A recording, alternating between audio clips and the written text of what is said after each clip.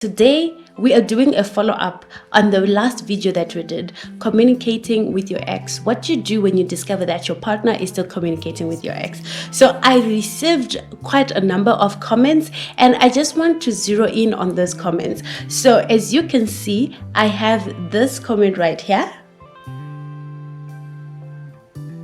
Yes. So what then happens if there is a child involved? Because remember, any communication with somebody from your past, especially if there's still pending issues and there is no clarity and boundaries, it makes your other partner insecure. So we've had women reach out to us and saying, please, can you speak more about it? Because the attitude behind the person who is communicating with the ex makes one feel very uncomfortable, and also it pushes one to feel very insecure. So what am I saying? It relies more with the person who is communicating with the ex. Now, if a child is involved, of course, boundaries should be put in place. Boundaries like whenever you are communicating with this person, it's either your partner has to know or does the official communication, or rather somebody else who's part of your family stands in as an intermediator, meaning if the child outside the current relationship or the current marriage that you're in has relatives, one of the relatives will communicate with you representing the child so that there is not much of direct contact. And also, there is communication that is just general and basics, e.g. if one wants to check up on the well-being of the child, or one wants to understand what's going on or what's needed, right? That is just basic communication. However, if that communication is then not controlled in regards to the hours you take communicating, the depth of conversation, now when you get to a point where you're now trying to ignite the dead feelings, then it's somehow. Also, the attitude behind how you are doing it and the channels of communication that you are having is something that you have to be very careful about, and let your current partner or your current wife or husband know. And you can actually meet together and try to come up with a better communication channel that will suit both of you, so that the other person does not feel insecure or does not feel left out. The reality is, if there's a child involved in the other relationship, that child cannot be deleted. So automatically one has to understand that there is, as long as that child is still alive and exists, there is generally some kind of minimum communication that will constantly happen. And you have to prepare yourself and be comfortable that, yes, this kind of communication is going to happen. However, it has to be very much controlled. I've heard to ask other couples that have partners who have children in their previous relationships, and they have told me a few tips in regards to how they manage their own communication. So I had to write it down so that I can share it with you guys. So one of them said that they opted to say any communication that is needed by the other partner. It's the wife who officially does the communication. So the wife already knows the needs of the children in the previous relationship. So she already makes a budget out. She drafts a budget monthly to say, okay, I'm sending this much money for this, and I am going to send a little bit extra for this. If there's need to buy a few gifts and things like clothes, toys,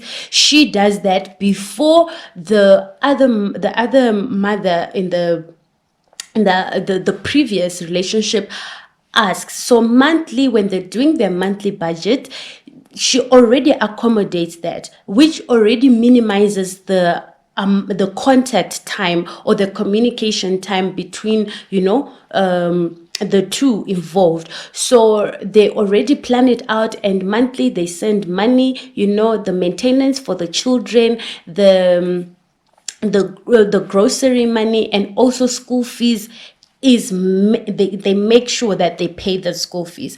So communication generally is done by the woman. She's the one who does the official communication, and she's the one who sends the money, right? And then also, if something then arises, of course this other lady will then have a minimum direct contact to say, okay, this and this happened, or the children are sick or something. Then that's controlled, and they're very comfortable with that. However, now I know this kind of example depends on the partner that you're dealing with, because we do have other exes who are very toxic. So sometimes you'll find that this ex is actually, no matter what boundaries you create, they want to be there. They want to be involved. They want to make you feel that, listen, I was in your life before, and they just make it difficult. So in that situation, it calls for the people who are involved in the marriage or in the relationship that they have to understand the character or the type of person that they're dealing with. If it's somebody who's toxic, then you have to prepare yourselves that, listen, this person is going to be doing this and this, and you create the necessary boundaries that are needed. Okay, so the other couple that I inquired and asked how they are doing it, the wife said that they have agreed that there is minimum communication that should happen. So the wife trusts the husband so much that she knows that it's only minimum communication that's happening. Like when he wants to check on the child, he's free to do that, but they do that in a very controlled way. That's how they decided to do it. So it's kind of an open, and also in that setup, I mean, they trust each other, and things go. And then in the other couple, the third couple that I asked, what they resorted to doing is they actually decided to have a family representative that takes care of everything that's needed by the children who were in the previous relationship. For example, let's say couple A takes the aunt, the husband's sister, to say, you are the one who communicates. You have to be in direct contact with those people. You have to be in direct contact with the mother of my child, to make sure that everything is catered for. Anything that's needed or that's lacking, the aunt is then the one who is in direct contact with the husband or with the wife. So there is no direct contact of a previous person who was in the relationship. Like, there is no direct contact. That direct contact only happens when something major or big comes into play.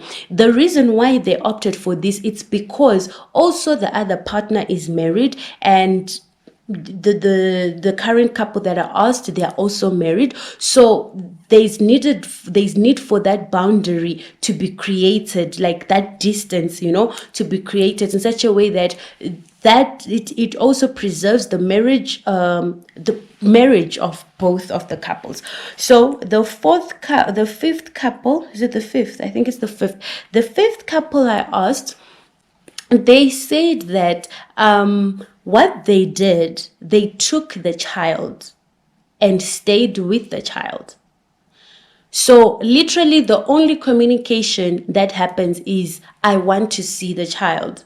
So it's either they have actually agreed that they take the child certain days, certain weekends, to the mom, and then things like that. So there isn't much direct contact. So like the communication that's there is because the mother is also living her own life and going where she is going. So the only communication that's there is, hi, can I have the child this weekend? And that communication also is not direct with the husband, it's with the wife, the mother of the child. So we do have people who have gone to remarry, or who have gone to be with people who have children with another person in the previous relationship, and they have like a civil relation. They communicate, they even laugh and talk and say, and have jokes, and it depends with maturity. If you think that's what you can opt for,